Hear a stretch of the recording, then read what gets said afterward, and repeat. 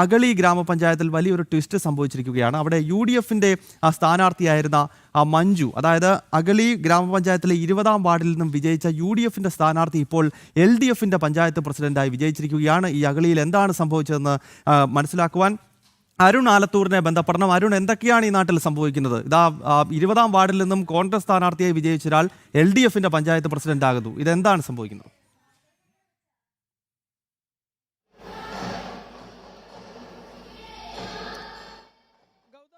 അഗളി പഞ്ചായത്തിനെ സംബന്ധിച്ചിടത്തോളം അവിടെ തെരഞ്ഞെടുപ്പിൻ്റെ ഫലം വന്ന സമയത്ത് എല്ലാവരും പ്രതീക്ഷിച്ചിരുന്നത് UDFന് ഭരണം ലഭിക്കും എന്നുള്ളതായിരുന്നു. കാരണം 10 സീറ്റുകളിൽ UDF വിജയിക്കുകയുണ്ടായി. 9 സീറ്റുകളിൽ LDFും 3 സീറ്റുകളിൽ BJPയും വിജയിക്കുന്ന സാഹചര്യമായിരുന്നു. നമുക്കറിയാം BJP എന്തായാലും LDFനെയോ അല്ലെങ്കിൽ UDFനെയോ പിന്തുണയ്ക്കില്ല. അവർ കൃത്യമായിട്ട് തന്നെ നിലപാട് നേരത്തെ വ്യക്തമാക്കിയിരുന്നു. ഇതോടുകൂടെ തന്നെ BJP അംഗങ്ങൾ ഈ തെരഞ്ഞെടുപ്പിൽ നിന്ന് വിട്ടുനിൽക്കുകയും ചെയ്തു.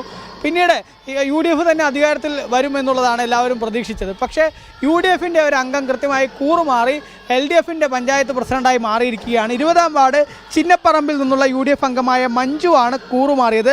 തനിക്ക് പാർട്ടി വിപ്പ് കിട്ടിയിരുന്നില്ല എന്നുള്ളതാണ് മഞ്ജു പറയുന്നത്.